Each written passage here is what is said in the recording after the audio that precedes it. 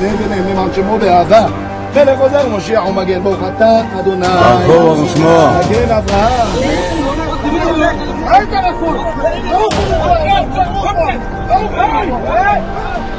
अस्सलाम वालेकुम नाजरीन, पल न्यूज़ में आप सबका खैर मकदम है और मैं हूं आपका मेज़बान नदीम अकरम।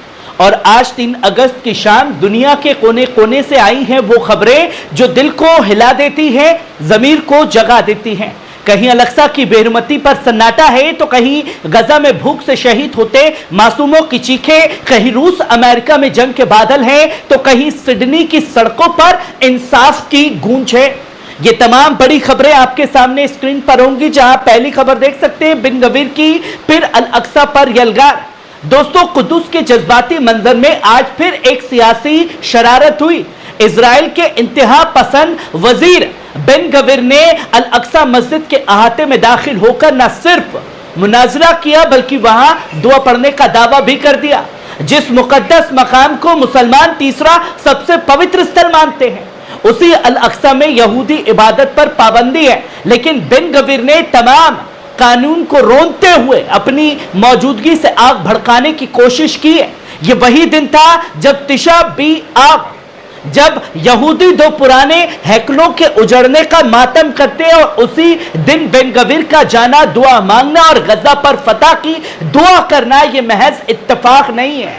फलस्तीनी सदर महमूद अब्बास के तर्जुमान ने इसे तमाम सुरुख लकीरों को पार करना बताया और आलमी बिरादरी से तलब की गई है कि फौरन दखल अंदाजी की जाए। वहीं आप दूसरी खबर देख सकते हैं, बिन गवीर की हरकत पर सऊदी और जॉर्डन भड़के। अलक्सा की बेअदबी बर्दाश्त नहीं की जाएगी। कुद्दूस की रूहानी फिजा में एक बार फिर जहर घोला गया। इजरायली वजीर इतमार बिन गवीर ने अल अक्सा में दाखिल होकर इबादत करने का दावा किया। यह वही मुकद्दस जगह है जहां यहूदियों को सिर्फ दौरा करने की इजाजत है, नमाज की नहीं। अब इस हरकत पर सऊदी अरब और जॉर्डन ने सख्त अल्फाज में मजम्मत करते हुए कहा, यह भड़काऊ अमल पूरे इलाके में आग लगाते हैं। उधर जॉर्डन ने भी इसे बेशर्म, उकसावे और आलमी कानून की सरेआम खिलाफ वर्जी बताया।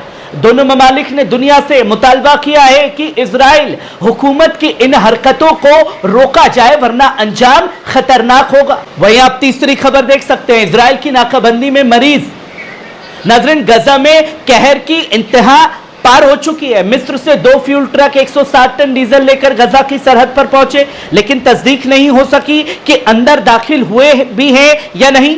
इजराइल की जानिब से लगाई गई सख्त पाबंदियों की वजह से गजा के अस्पताल अब सिर्फ नाजुक मरीजों का इलाज कर पा रहे हैं, बाकी के लिए ना दवा, ना बिजली, ना उम्मीद। गजा की सेहत मंत्रालय ने बताया कि सिर्फ 24 घंटे में 6 अफराद भूख और कहत की वजह से चल बसे, जिसमें बच्चे भी शामिल हैं। 93 बच्चे, कुल 175 लोग भूख से जान गंवा चुके हैं।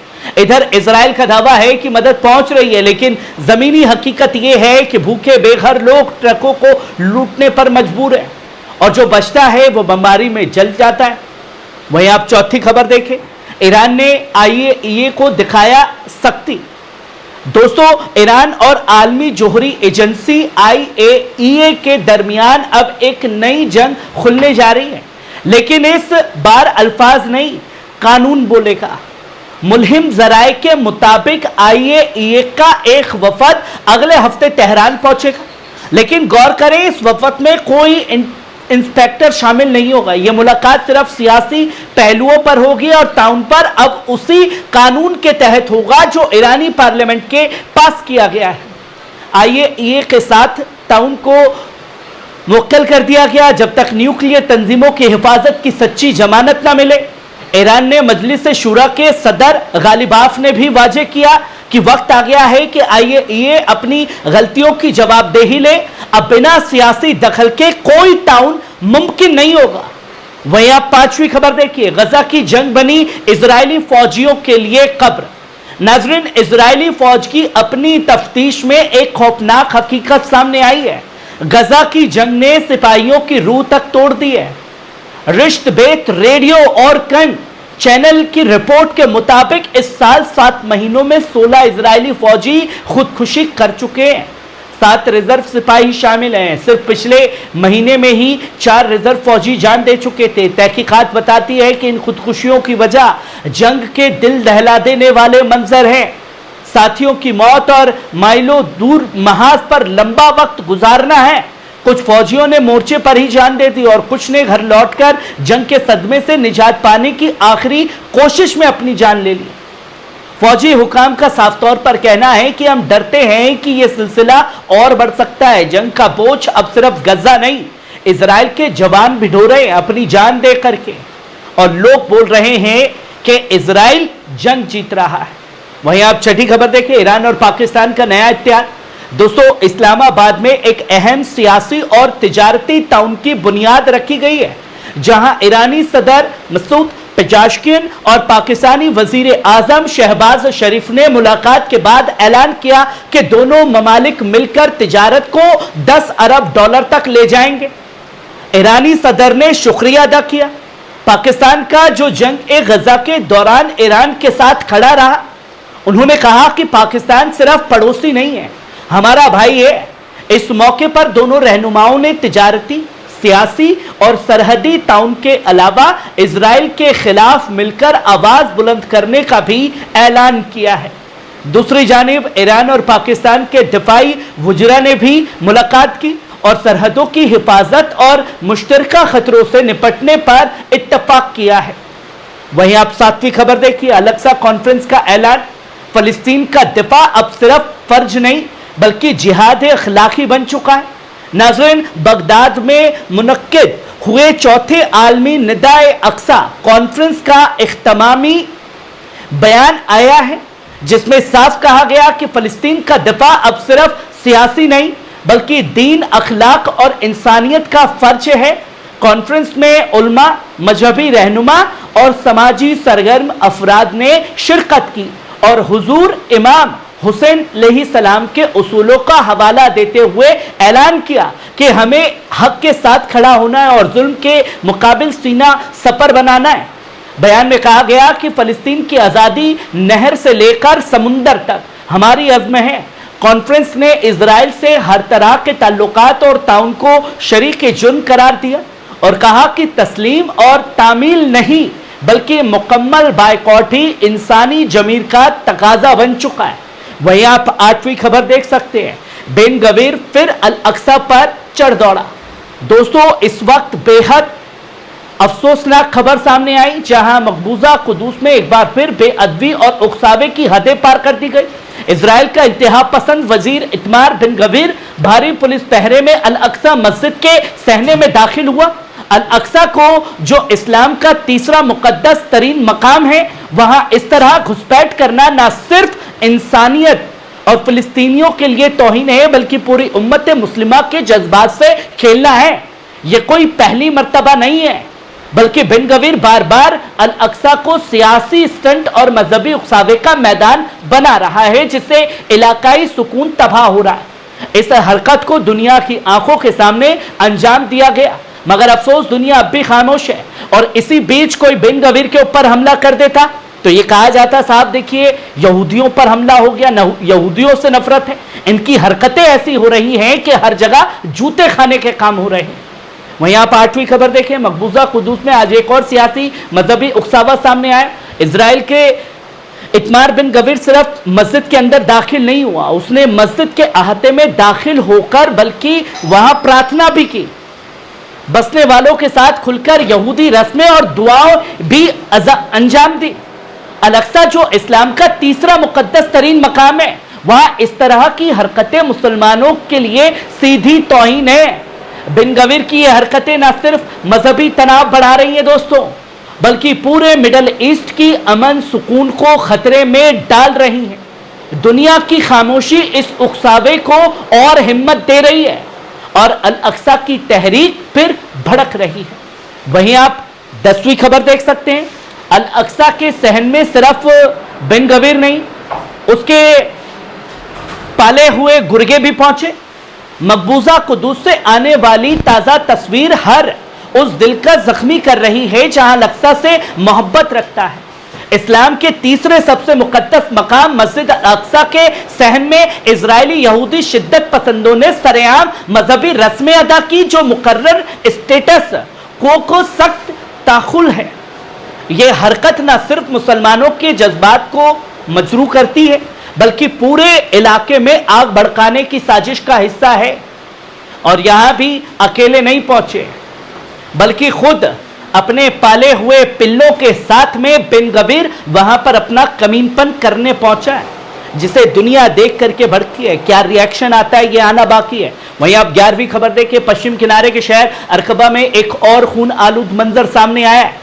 शनिवार की शाम इजरायली बस्ती के हथियारबंद शिद्दत पसंदों ने फलस्तीनी आम शहरियों पर अंधाधुंध गोलीबारी कर दी। वीडियो फुटेज में साफ देखा जा सकता है कैसे ये सेटर मिलिशिया खुले आम फायरिंग करते हैं और लोग जान बचाने को दौड़ते हैं। इस बर्बर हमले में एक फलस्तीनी नौजवान मौके पर ही शहीद हो गया है, पर दुनिया को यह मंजर नजर नहीं आ रहा दोस्तों, क्योंकि इनके हाथ में गन है तो ये यहूदियों की हिफाजत के लिए है। और यही काम हमास करे या फलस्तीन का अगर एक बच्चा भी पत्थर मार दे तो आतंकी कहलाता है। यह है दोगलापन जो खुलेआम कत्लेआम कर रहे हैं, दुनिया फिर भी उसे आतंकी कहने से कतरा रही है।